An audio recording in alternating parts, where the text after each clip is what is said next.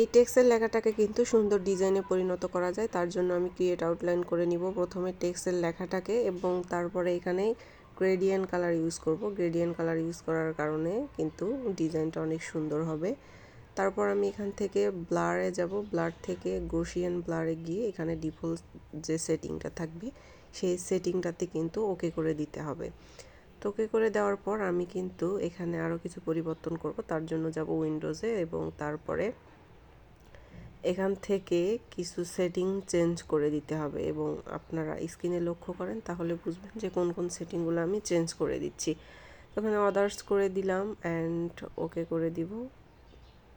তার আগে এখানে আমাকে মেবি এই পিপিআই এর এই জায়গাটাতে চেঞ্জ করতে হবে, তো এখানে আমি 15 দিয়ে দেখি।